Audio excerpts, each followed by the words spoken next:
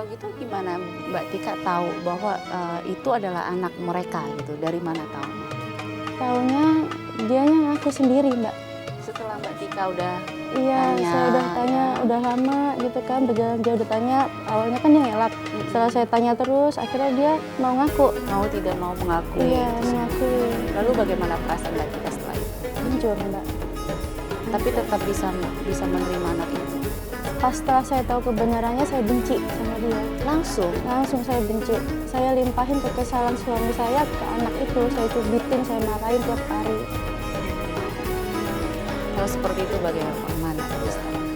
Saya bisa memahami perasaan Mbak Tika ini sebagai seorang wanita yang sudah ditipu berkali-kali. Ya.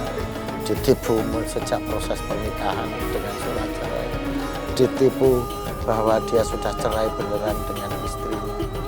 Ditipu tentang adopsi anak. Ini secara psikologis ya bisa dipahami untuk betapa goresan luka hati ini sangat dalam gitu ya. Tetapi begini ya Mbak Tika kan sudah mengalami hidup ini ya, penderitaan, pahit, getih, susah sampai kepada ibaratnya berkali-kali ditipu, ada kehancuran hati yang seperti itu. Tolong itu diniatkan Mbak Tika sebagai bagian dari pengorbanan Mbak Tika untuk diterima secara ikhlas meskipun ini susah. Karena kalau ini diterima secara ikhlas, insya Allah ini bisa menjadi amal Mbak Tika. Terutama terhadap anak ini. Anak ini tidak salah Mbak Tika. Yang salah adalah orang tua yang sudah berbuat dolim, sudah berbuat tidak baik pada anak ini. Dan ini dampaknya anak ini ini juga menjadi korban. Mbak Tika boleh benci kepada suami. Mbak Tika boleh jengkel kepada suami, tapi anak ini posisinya tetap anak yang tidak berdosa. Meskipun saya bisa memahami bagaimana hancurnya perasaan Mbak Tika. Kalau insya Allah Mbak Tika ikhlas menerima anak ini, ya, meskipun dengan segala kesulitan, ini bisa menjadi pintu masuk untuk menjadi jalan keluar dan memperoleh rahmat dari Allah. Karena anak ini sebetulnya tidak berdosa. Anak ini sebetulnya tidak berdosa. Jadi tolong dirundingkan yang baik dengan suami. Gitu ya. Mas, aku nggak bisa seperti ini. Karena hidup berumah tangga itu adalah intinya untuk membuat ketentraman, kebahagiaan. Tapi selama kamu hidup berumah tangga ada masalah. Itu satu. Yang kedua, bisa dilibatkan orang tua untuk diajak bermusyawarah. Karena posisi dalam Islam, kalau terjadi nusus istilahnya atau konflik dalam hidup berumah tangga, itu boleh didatangkan hakam atau penengah. Itu bisa datang dari pihak keluarga. Jadi mungkin bisa dimusyawarahkan dengan bapak. Karena dulu bapak yang dari awal juga sudah setuju untuk ini. Libatkan keluarga supaya Mbak Tika tidak sendirian, ya. Jadi alhamdulillah ini bisa cerita di forum tawakal ini ya Mbak Angel, Mas Mario, sehingga paling tidak ini bisa menjadi kanalisasi. Tadi kita sebelum syuting tawakal ini kita sudah mencari informasi tentang suami dari Mbak Tika. Insya Allah kita akan mengobrolinya sekarang. Kita coba obrolin baik-baik. Semoga kita bisa kayak kita. Assalamualaikum, dengan Bapak Rey, benar? Iya benar, Bapak. Assalamualaikum Pak. Di sini saya Mario Rix dan di sini ada Mbak Angelia dan juga Pak Ustadz.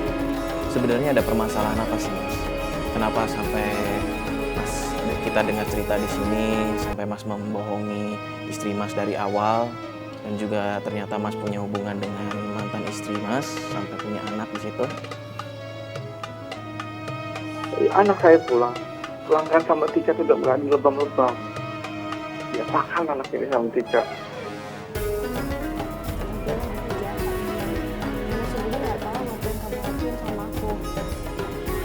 Sekarang aku cuma mau status aku dikasih yang jelas. Jangan digantungin kayak gini.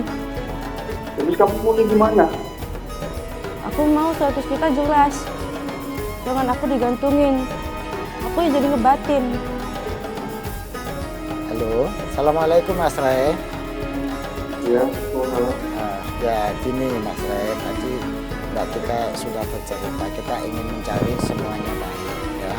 Mas Ray juga sayang sama anaknya, sehingga ketika Mbak Tika bersikap kasar kepada anak, Mas Ray mencoba melindungi anak dengan mengambil. Ini menurut saya wajar seorang tua pengen melindungi anaknya gitu ya Mas Ray ya. Jadi ini kita ingin mencari supaya semuanya sama-sama baik ya, sehingga juga Mas Ray bisa menjalani kehidupannya dengan baik, Mbak Tika juga sama-sama menjalani kehidupannya dengan baik. Apakah mungkin Mas Ray kalau kehidupan dengan Mbak Tika ini dibenahi untuk dilanjutkan menjadi ya lebih baik dari yang sebelumnya? Gitu Mas Ray, bagaimana menurut Mas Ray? Dikomunikasikan.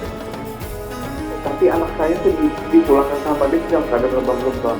Oh gitu ya. Saya coba sedikit menyampaikan sedikit. Tadi kan Mbak Tika juga sudah menyampaikan kepada kita semua di sini ya bahwa timbulnya kekasaran terhadap anak itu mungkin karena sakit hatinya Mbak Tika, karena Mbak Tika ini baru saja mengetahui bahwa ternyata anak yang diakui oleh Mas itu adopsi, ternyata itu adalah anaknya dari istri pertamanya Mas gitu ya Mbak Tika ya. Nah itu yang sebenarnya konfirmasi Pak, betul, itu sebenarnya mula permasalahan itu gitu Mas. Itu bagaimana tanggapannya Mas? Ya seharusnya dia kalau dia tuh kalau misalnya memang mau dia hubungan sama saya, aku tuh terima apa adanya, mau itu anak saya dari anak pertama yang teradopsi, dia harus terima apa adanya lah. Gak usah kasar kayak gini. Ya, tapi begini Mas, ya sebaiknya kita sama-sama introspeksi. Kalau nggak introspeksi masing-masing, ya susah. Karena Mas Ray juga bisa nggak memahami kondisi psikologis istrinya, betapa sakitnya orang yang dibohongi berkali-kali, orang yang dikhianati dan dibuat tidak jujur gitu. Jadi supaya tidak hanya menuntut, harus menerima apa adanya, tapi apa adanya itu apakah sudah diomongkan dari awal apa adanya seperti ini. Kalau mungkin dari awal diomongin apa adanya begini, mungkin Ya, Mbak Tika bisa menerima. Ini yang saya maksud, bahwa rumah tangga itu harus ada saling memberi dan menerima, ada kejujuran, jangan hanya menuntut menerima apa adanya, tapi tidak apa adanya itu dibicarakan dari awal. Gitu. Jadi kita inginnya semuanya baik-baik. Gitu.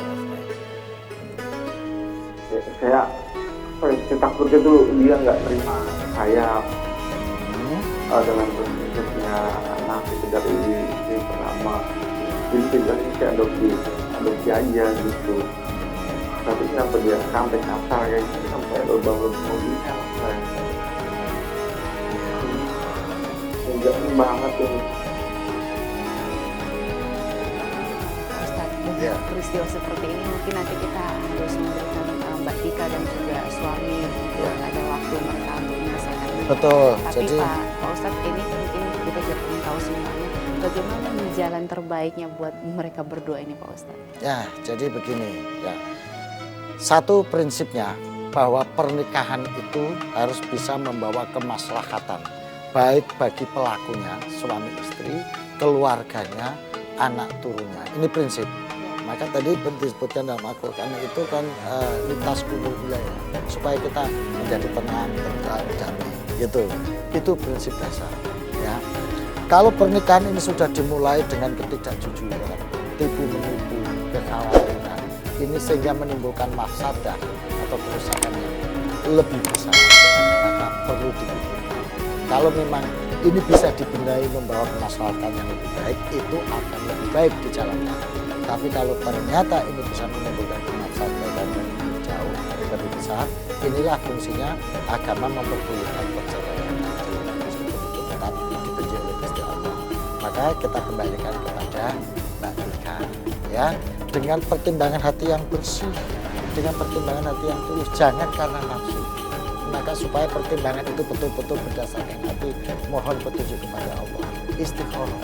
Kalau memang masih ragu, kalau memang belum bisa istikharah, tanya ke orang alim, tanya ke ulama untuk mengistikharah kira-kira langkah kita ini kayak apa, ya. Jangan sampai mengambil keputusan yang keliru lagi. Jadi prinsipnya kalau memang dipertahankan ini bisa membawa kebaikan yang baik, harus dipertahankan. Tapi kalau ternyata ini membawa